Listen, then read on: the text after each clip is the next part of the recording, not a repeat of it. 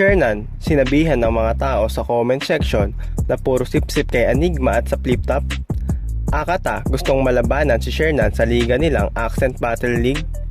Nakilala naman natin si Shernan bilang isa sa most viewed battle rapper, hindi lang sa Flip Top kundi pati sa buong mundo. Naging kilala nga ang kanyang pangalan dahil sa entertaining lines at gimmick simula nung debut battle niya sa Flip Top. Siya rin ang nagpasimula ng pagko-costume sa Flip Top. Si Shernan din ang nakaisip ng mga battle na may tema. Example na lang dito ay yung laban nila ni Range, na ang tema ay sino ang mas magaling na bayani sa pagitan ni Rizal at Andres Bonifacio. Sa laban naman nila ni Jonas na tungkol naman sa politika, at Manny Pacquiao at Isko Moreno naman ang kanilang karakter dito. At marami pa siyang ibang laban na may ganitong tema. Isa nga si Shernan sa mga creative battle MC, lalo na pagdating sa entertainment at pagpapasaya ng mga tao. Alam mo na matatawa ka talaga kapag si Shernan ang bumabattle. Pero syempre hindi naman lahat ganon. Iba-iba pa rin ang preference ng mga tao at taga-suporta ng Flip Top.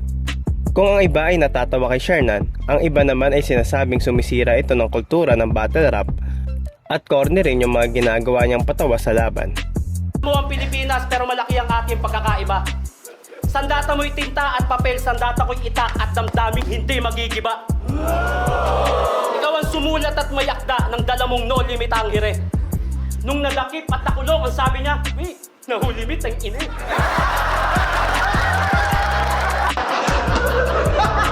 Kung papogian, lamang ka.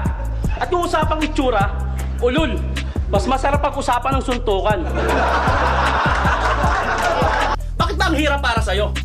Natanggapin ng bagong henerasyon. Parehas lang naman tayo ng musikang inirarasyon sa tagapakinig, taga-subaybay. Ayaw mong gumabay ang ganyang ugali, malas tiyong. Oo, old school ka. Marami kang pinagdaanan, pero di ko kasalanan kung di ko dinanas yun. Sa comment section nga ng aking upload sa pagbanat ni Shernan at Husky kay Apex. Kaya kung hindi mo pa napapanood ang video na iyon, ay ilalagay ko nga sa comment section ang link.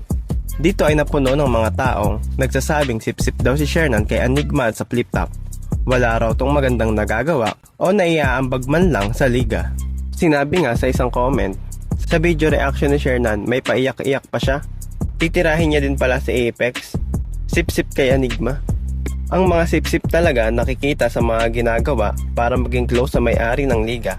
Kaya ka naging polka dots, karma is real. Pinapakita nyo lang kay Apex na hinihimod nyo yung tumbong ni Arik, tigas ng mukha ng dalawa, inggit kasi kayo. Syempre, iyak din sila sa mga banat ni Apex sa sugal sa liga. Kasi isa sila sa promotor nun, mas magandang moves yung ginawa nila. Hitting birds in one stone. Ika nga nailusot na nila ang sarili nila sa sugalan, nakasipsip pa sila sa tumbong ni Arik. Diba? Okay lang yan, Shernan at Husky. At least nakabawi kayo kay Apex. Dahil dinurog kayong dalawa niyan, yun nga lang, wala na yung taong tinitira nyo sa battle para marinig yung side niya, kaya mukhang kaawa-awa pa rin kayo. Dahil nga sa round 3 ni Shernan at Husky laban kay Cripply at Topper, ay pinaulanan nila ng banat si Apex. Una ay patungkol sa kanyang pagkakaban sa Flip Top. Sinabi nga ni Shernan at Husky dito na hindi naman pala talaga ban si Apex, kundi nag-inarte at umiyak lang ito sa internet noong hindi siya naging invited sa Flip Top anniversary. Pero kayo pa rin yung walang ginagawa nung si Arik Binubugbog ng tao. Hindi naman ban si Apex. Ayaw lang muna siyang kausapin. pinalabas kasi wala sa list, it means hindi invited. Wala ka sa listahan ng guest, Apex. Ano ba? Pero pinilit mo pa rin yung katangahan mo. Ang Flip Top anniversary ay para sa kasiyahan ng lahat, hindi para sa drama mo. Dito rin ay sinabi nila Shernan at Husky na ayaw pang makausap ni Enigma si Apex. Pero ang ginawa naman ni Apex ay sinisira raw nito yung reputasyon ng Flip Top. Ang battle rap ay malaya naman talaga. Pero syempre, expect pa rin ng mga MC yung possible na consequence na kanilang sasabihin sa kanilang kalaban at sa camera. Tulad na lang ng sinabi ni Sinyo na nagagalit nga siya sa mga MC na ginagawang excuse ang salitang battle lang to, na akala nila ay yung lahat ng sasabihin nila ay okay lang. Sinabi niya nga rin dito na kung gaano dapat kaangas sa stage ang MC, dapat ganun din pagbaba ng entablado. Hindi yung titiglap naman kapag off-cam na. Sulat ng kanta, agad-agad na gumawa. Para kang batang mo pa rin yung katangahan mo. Ang Flip Top anniversary ay para sa kasiyahan ng lahat, hindi para sa drama mo. Tapos sulat ng kanta. Agad-agad na gumawa. Parang ang batang di nakuha yung gusto tapos bigla na lang umawa. At dahil waipik yung plan A na ayusin ang relasyon, Tuldok agad yung plan B ang manira ng reputasyon. tapos 300! may pustahan daw sa flip top. Oo, dati pa naman. Sa mga audience. Pati sa MCs, Pero di yon ang issue dyan, kundi yung utak nyong nalason sa gawa-gawang story. yan ang rason na di agad magagamot ng isang sorry.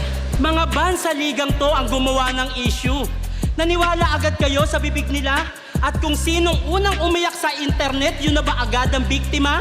Kung magsasalita lang si Kabilang banda naman, nag-react din si Akata sa mga naging linya at banat ni Shernan at Husky sa kanyang review. Sinabi niya dito na gusto niyang makalaban si Shernan pero nagpigil siya ng mga kanyang sasabihin dahil mas gusto niya itong masabi ng harapan kung matutuloy man ang kanilang laban. Well, anyway, nakakatawa kasi. Tangina ako, wala na. Tangina, kupalan na talaga to.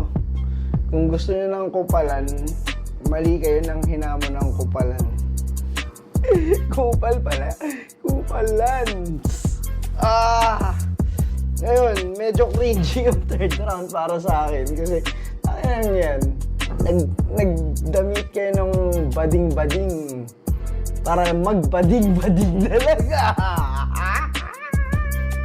Nakakatawa eh. Ayoko nang ibigay yung opinion ko dito sa sa review pa. Baka gamitin ko na lang sa battle. Mas maangas siya isulat. Tara, magrebatan tayo kada battle. Gamit yung mga issue na yan. O, di ba nakakatulong? Nakakagawa kayo ng materials dahil sa ginawa ni Apex, sa ginawa namin. May materials kayo, may maihahain kayo sa tao. Pati nga sa press con ng kanilang bagong ligang Accent Battle League ay hinamon at gusto rin talagang makalaban ni Akata si Shernan. Sinabi niya dito na gusto niyang malait yung balat ni Shernan. Ako mo lang Tapos si Apo, para magkatuluyan na kaming dalawa. Si Shernan din, yan, para malait ko yung balat niyang namuti-muti. Yung pang mga pwedeng kupalin. Sa pricing, si Patas. Yan, kakamustahin natin yung atay niyan. Kayo mga boss, anong opinion nyo sa video na ito? Natutuwa rin ba kayo sa mga ginagawang gimmick ni Shernan sa flip top? O agree kayo sa mga nagsasabing corny si Shernan at sinisira nito yung kultura ng battle rap? Comment down below lang mga boss at babasahin natin lahat ng opinion nyo para sa video na ito. Huwag nyo rin kakalimutan suportahan at mag-subscribe sa aming channel para maging updated kayo sa mga ilalabas at i-upload naming video.